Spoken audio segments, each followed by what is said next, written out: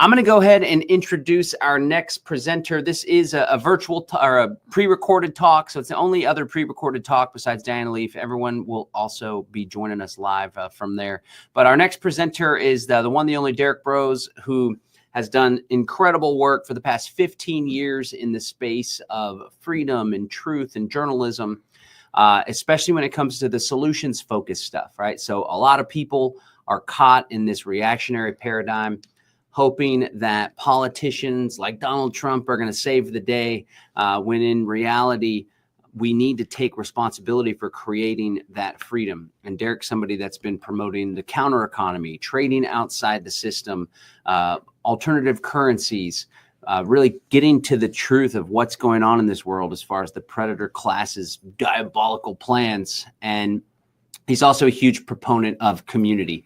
But the cool thing about Derrick is that he doesn't just talk the talk, he also walks the walk. And him and Miriam just actually finally paid off this land that they got down in Mexico and Michoacan.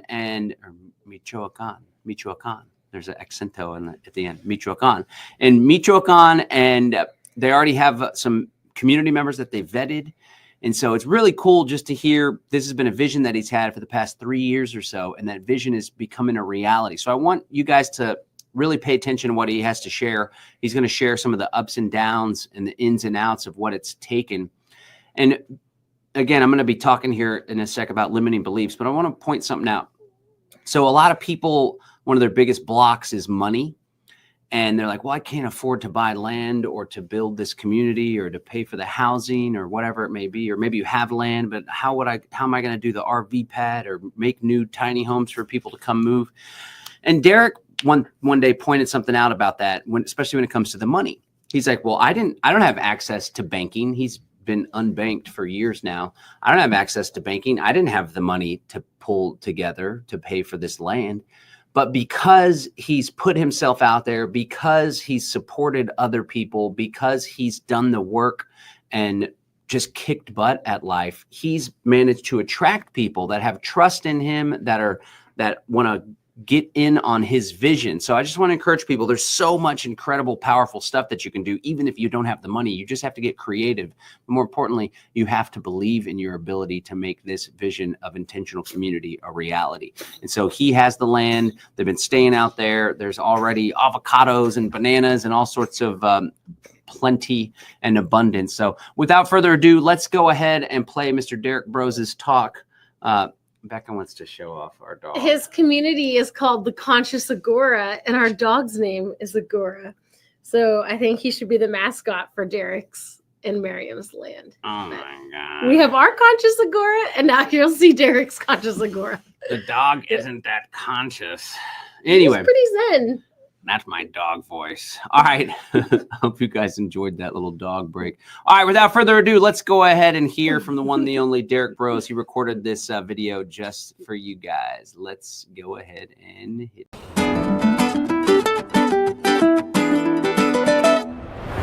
Hey friends, this is Derrick Broze with the Conscious Resistance Network and the Conscious Agora, and I'm super happy to be a part of this summit. Thank you, John and Rebecca, for inviting me. And today I'm going to be speaking to you about my own community, my own eco-village called the Conscious Agora. You can go to theconsciousagora.com if you want to learn more about that. I will let you know that it's a super basic website right now. It has, the information you need to know, but we are going to update it soon with more recent pictures and things like that. But if you want to understand our values and principles, which I'm not really going to be going into today, you can check it out at theconsciousagora.com. And I also want to apologize for not having slides or anything fancy for you to look at. Sorry, John and Rebecca. Instead, you're just going to have to look at me or listen to me for the next half hour. But that is because I really just want to kind of drill into some key components I think that are important about how to create your intentional community, your eco-village, or for those who are not interested in creating, but joining, some things to look out for. And I share this information after the last 5 years of searching for land in Mexico, and then now, as of about a month and a half ago, paying off the previous landowner. I'll just share about that briefly. We moved to Mexico in March 2020, myself and my partner Miriam. We knew that we wanted to move to Mexico eventually. We've been visiting Mexico together since the spring of 2017. And we've been coming every year. Her family's originally from here. And so we knew at some point we wanted to make that move. It was sort of like a distant thing someday, 5 to 10 years. But then when COVID-1984 came along in early 2020, in March 2020, I knew what was going on. And I said, let's go to Mexico. Let's visit your grandfather. And we ended up going to Morelia, which we'd never been to before. After we visited Miriam's grandfather, we went to Morelia and we basically fell in love with the city, not only the resources and the amenities and things that are available, but then the nature and the countryside that is filled with mountains and springs and waterfalls and hot springs and all sorts of just wonderful things out there. And all the avocados you eat are grown from within 50 miles of Morelia and within Michoacan in general. And so we've made it our home, and we started to search for land. We searched in Michoacan, we searched in the Yucatan, we searched all around Mexico. And eventually the first property we viewed in May 2020 was the one that we now have and that we own, or more specifically that we steward, because we do see ourselves as stewards of the land. And so yeah, we've been working on that search for the last 5 years. We finally paid off the land, and we're now in the process of bringing in new members. There's actually what we call our founding family. There's 3 households, myself and Miriam, and then 2 other gentlemen. And we've just brought in 2 new members that are in the process of, officially joining. So that'll be 5 households. And our goal in the coming year, this 2025, is to add 3 to 5 more households and then sort of pause for who knows how long, maybe a couple years, maybe forever, but to sort of start at that Freedom Cells range of 8 to 10 households, 8 to 10 people within our community. And some of these are individuals, single folks, some of them are families, some of them are couples, some are in their early 30s, some are in their 40s, 50s, all the way up till early 70s. So that's a pretty diverse background. We've got Americans, Canadians, Mexicans, and no Europeans so far. And another interesting element, I actually first started talking about this idea of the Conscious Agora in 2017, in my 2017 book, Manifesto of the Free Humans, which is part of the Conscious Resistance trilogy. And that is also on the consciousagora.com if you want to go learn more about that and sort of the background of that. But like I said, today we're going to focus on how do you actually start approaching this idea of living in community or building a community. There's obviously different logistics like buying land and things of that sort, real estate, searching, getting an agent. I'm not going to be going into that. I'll let others handle that. And really, I make the same recommendation that I'm sure others have already, which is to check out the book, Creating a Life Together. It is a very useful guide for building or joining a community. We haven't taken every single lesson from there, but our group did use a lot of the lessons in that book. And it's been really cool, honestly, because a lot of the things we're just doing instinctively, and then we go back and we're like, oh, look, Creating a Life Together recommended doing this too. And we've just been naturally doing it. So that's a cool feeling. But first question I want to start off with is, what does community mean to you? I really want to encourage everybody, if you're taking notes, to write this down. What does community mean to you? What does that look like to you? This word is tossed around and used in so many different ways. And there's a really broad context. Like, let's say we are all part of the freedom community, the international worldwide freedom community. And that's just everybody who is so-called awake, right? And if we really dig into it, well, is this person awake? Is this person awake? But let's just be as broad as possible. The worldwide international freedom community, we're all a part of that. But then maybe you're like, well, I'm actually a voluntarist or an anarchist. So then you're part of the voluntarist community. And maybe your work or your energy is only focused on Canada or the US. So you're part of the American voluntarist community, right? Or maybe you're a Christian and you're a part of a certain denomination, right? There's different types of community. So that's one thing. But in the context of what we're discussing, living in community, living on the land, that is another type of community. Again, for some people, community just means I want to live in a neighborhood and know that my neighbors are like-minded people, or at least that I have 3 or 4 good friends who are like-minded in the same neighborhood or within a 15-minute drive of where I live, things like that. That can be considered community, just having like-minded people in your neighborhood, your town, your city. Community can also be you buy a plot of land and your friends buy a plot of land next to you. You're not sharing resources. You're not splitting up the land. You got your thing, they got theirs, and you're just adjacent to each other. Your lands are right next to each other. That could be community as well. We can also talk about what we're discussing here, which is, again, people buying a piece of land. And sometimes it can be an individual, like let's say it was me and I'm going to buy the land and I'm going to design everything. and I'm going to set the rules and the principles and the foundation, and then everybody after that is buying into that. So they're just buying their home, the designs have already been chosen, the style, the location, etc. That's another way to approach this.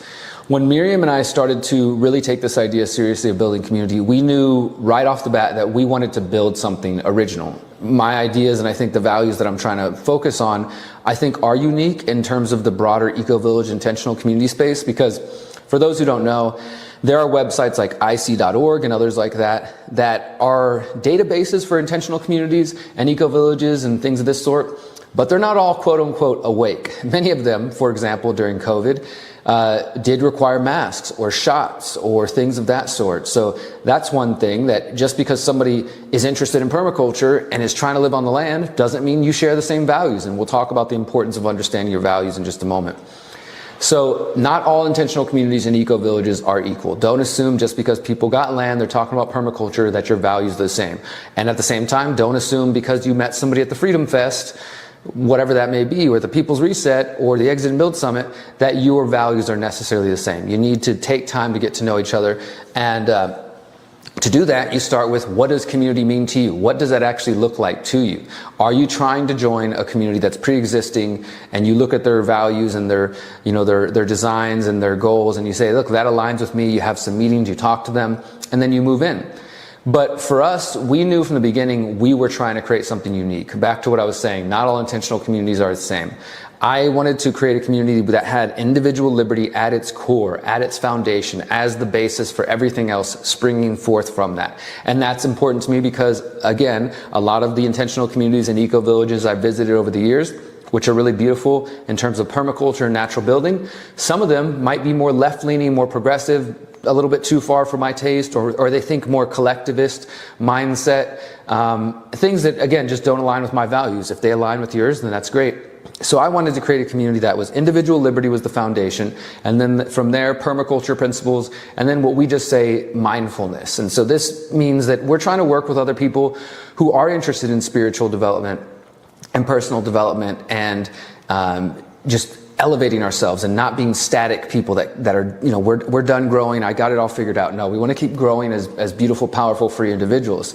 And this doesn't mean that our community has any kind of, everybody must meditate certain hours per day or per week or anything like that. It's just putting it out there that we believe in individual liberty, we believe in permaculture principles, and we want to work with people who have an interest in spiritual development, mindfulness, etc. And then there's some other things that spring forward from that, but that is like our core 3 principles. In fact, there's a triangle that I have in my book, Manifesto of the Free Humans, and that you can find at theConsciousAgora.com. I just call it like the triangle of liberation or the pyramid of liberation or something like that. And it just shows these values coming together, combining with the agorist exit and build philosophy to create what we call the Conscious Agora. So first question to think about is, what does community actually mean to you? What does that look like? Again, I gave you some examples. Think about that and imagine that. And if you're a writer, write it out. Really get detailed. Spend a couple paragraphs explaining this to yourself and getting it out of your head and on paper. If you're an artist, draw it. Draw some pictures. What does that community look like? What does it feel like, etc. And then the second question, and this will lead us to the rest of today's discussion. Do you want to build something or do you want to join something? As I was saying a moment ago, some people are interested in joining communities that have already, like everything's already been done. The master plan's been designed. Maybe everything's already done. The homes have already been built. And there's a lot of communities like that, including out here in Costa Rica. There's some in Mexico as well, where people show up and they have a certain price that they buy in, and the homes might all look the same.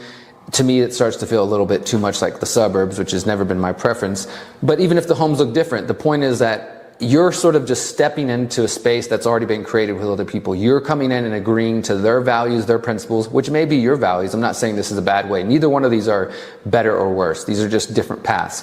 Building something from the ground up or joining something. So that's another thing to think about. Let's reiterate that. What does community mean to you? And then, are you trying to build that community from the ground up, whatever that looks like to you? Or are you trying to join a community that has those values that call to you and that reflects the community you want to be a part of? So let's start with if you're joining. If you're going to join a community that is pre-existing, whether that's the Conscious Agora or what John and Becca are working on or any other community out there, you should be thinking about certain aspects. You should be looking to make sure that this community has a conflict resolution process, that they have a decision-making process, that they have entry and exit agreements, and that's how do you come in? Is there a process that you follow? And how do you leave if somebody decides to leave and sell their home or something like that? And also, don't be in a hurry, but do make concrete steps towards this joining or building, whatever it is you're doing. So let's take each of those step by step for a moment. Conflict resolution. Even though we all get along greatly when we're hanging out at the Freedom Fest or the People's Reset or Exit and Build Summit, and we seem to share the same values, it is likely inevitable that there will be conflict at some point. Now, we've been working with a group that started out as hundreds of people emailing with interest to Conscious Agora, down to choosing 50 people, to 20-something, to 14, to 7, to 5, to 3 founding members, and then now adding more people. And for us, it just made sense that once we after we've been through some trials and tribulations and we had our founding family, as we call it, we just decided, hey, you know what, before we add anybody else to this mix, let's focus on our conflict resolution. Let's focus on our decision making, our entry and exit agreements. Let's get all the documentation done and sort of map out our phases and what we're working on, so that when the new members are coming in, we actually have something to show for it. It's not just, yeah, we want to build a community, we don't know how it's going to happen, we're not sure what the process is, but come on in, join us. So we took some time to put all that together, and I think that is something that you absolutely need to look into. Now, in our process, we haven't had to actually use this yet. We've had such a beautiful, diverse, and easygoing community that whenever something comes up, not even say a conflict, but a decision needs to be made, we talk about it and we work it out, and that naturally happens. But again, when there is an inevitable conflict where 3 or 4 of our members are on one side, and a couple members are on one side, and somebody else is on another side, and we just can't, come to an agreement, then what do? Well, in our case, then we refer back to our decision-making agreements and our conflict resolution agreements. We have decided that when it comes to decisions that we can't just talk out and just have a dialogue and then we come to a conclusion, that we will use sociocracy methods for decision-making. And if you're not familiar with sociocracy, I encourage you to look into it. Sociocracy for All is a good website, for the number 4.com, I think, maybe .org. And we've taken some training sessions on sociocracy. We don't have time today to get into that, but that's part of our decision making and our conflict resolution, as well as tools like nonviolent communication. I encourage you guys to pick up the book from Marshall Rosenberg, Nonviolent Communication, or download the PDF. And when we come to that point where we're just not meeting, not able to make a decision, or we're button heads or whatever, then we're going to say, all right, let's look back at the documents that we all crafted together, and all the new members who are coming in, they're all signing and agreeing to this process. So that's what we're going to use. As I said earlier, we haven't had to use it yet. It's actually been very cool. But the beautiful thing is we have those structures in place if and when we need them. If you are considering joining a community and they haven't done any of that, that could be a red flag. That doesn't mean there's not good things going on. It doesn't mean you can't help them develop that. Because, for example, even though we have done conflict resolution, decision-making, entry-exit agreements, things like that, there are some things that we haven't thought about or planned out yet. Because the reality is, and this is something you hear from Creating a Life Together, you can't map out and plan for every single issue that's going to arise. Because if you try to do that, you're never actually going to build community. You're going to be in the thinking, planning process forever, just like, okay, what if this happens? Okay, what if this happens? Okay, what if this happens? And again, that's important work to do, but if you don't get past that phase and actually start doing stuff, you're never going to build community.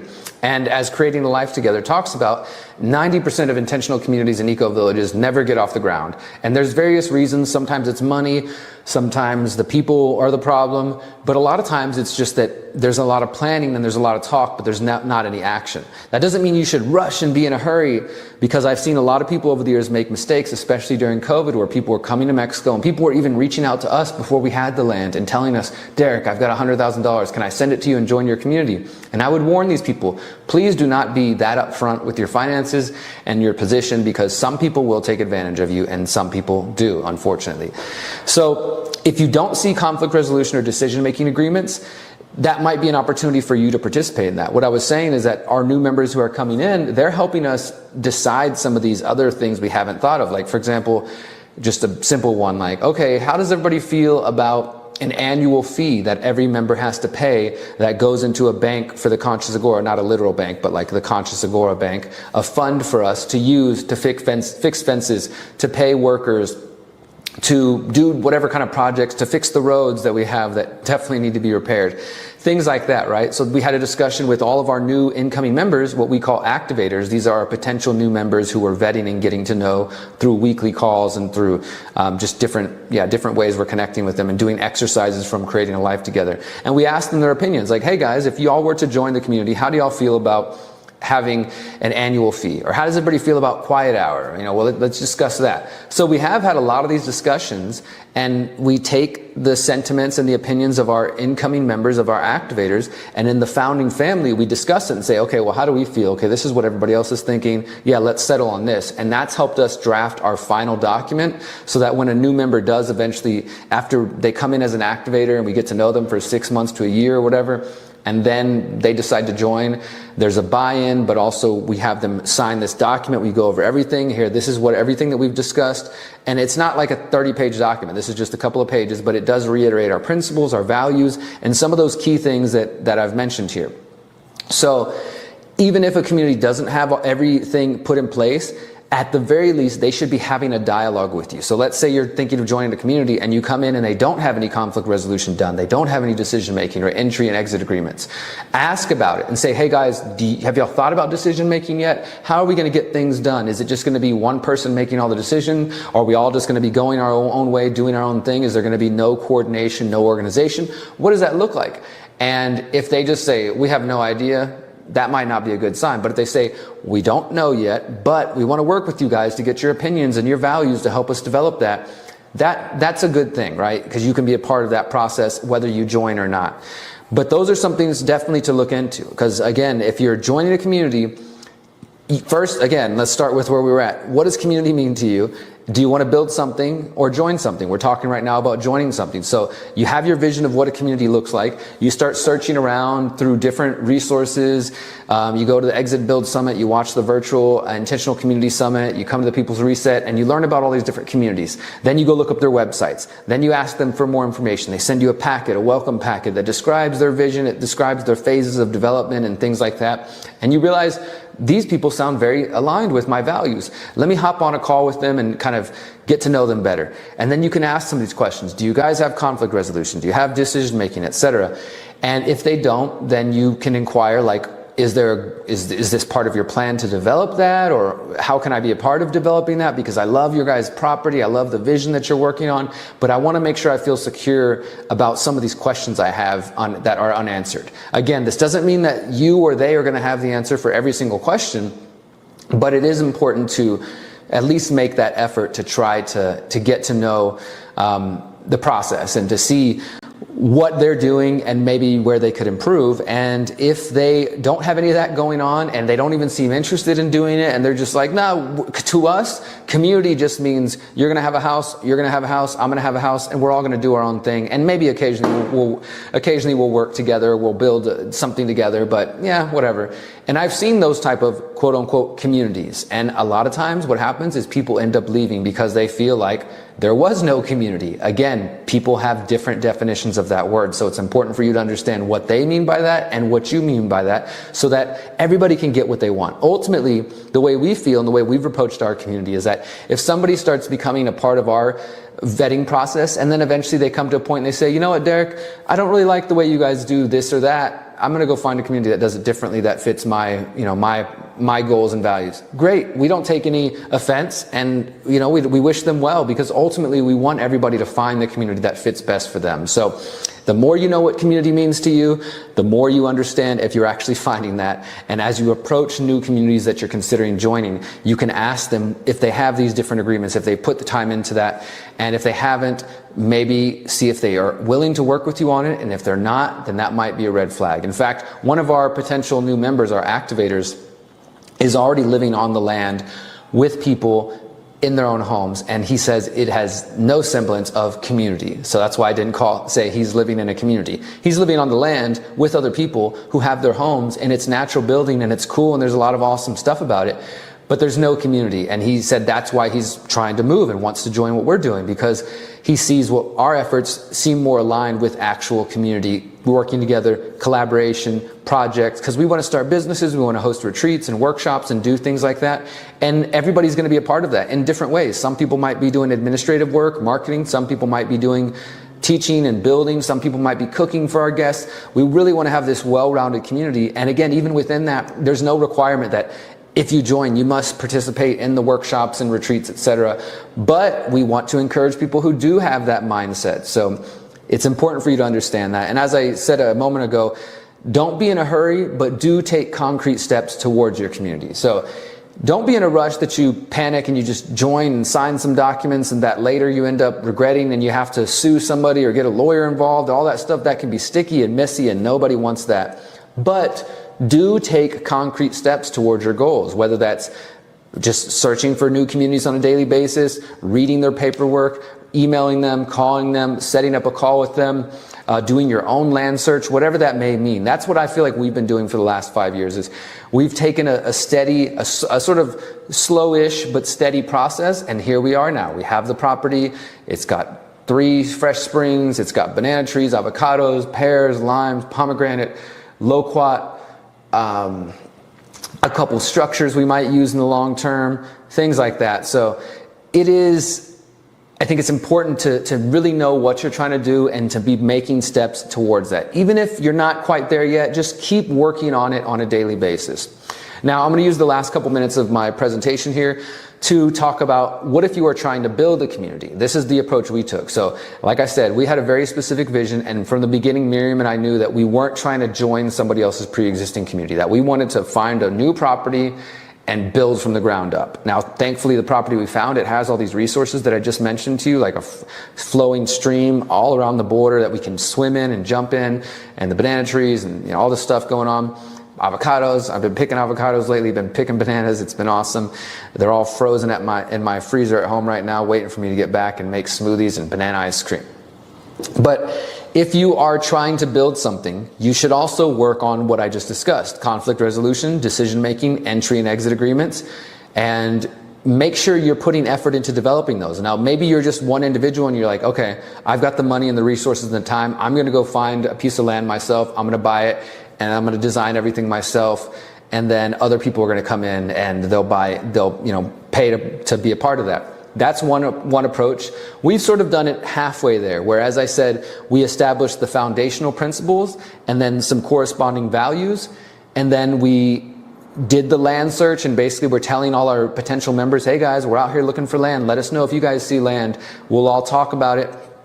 And then eventually, as our group just naturally shrank because COVID's not happening anymore, I don't need intentional community. There was a lot of those people who are so excited to join land and get on the land and build community during COVID 1984, and then like, okay, life's going back to normal. I don't have to worry about that anymore, unfortunately. So we've stayed persistent and consistent with that until we had our little founding family, and then from there we developed the decision making and all these things I've been discussing. And then, as I mentioned, the new people coming in, they still get a voice in helping develop that, especially those who are joining right now. Like, we've been telling our new members, like, hey, we know where we want the homes to go, generally speaking, but we don't have the specific detailed master plan. We're working on that right now. But since you're a new member, you can help us decide that, right? So if you are trying to build something, people are going to come to you and they're going to say, do you have a conflict resolution agreement or process? Do you have decision-making agreements? Do you have an entry and exit process? And if you can't answer these questions, it's not going to look that great.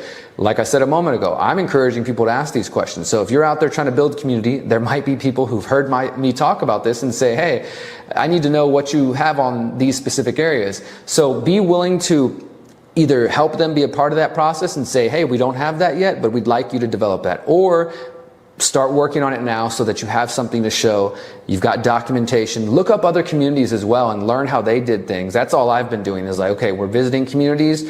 This is what they have up online. Okay, some of that works for us, some of it doesn't. Okay, here's how they did their welcome packet and they designed and outlined the phases of development. Let's take some inspiration from that.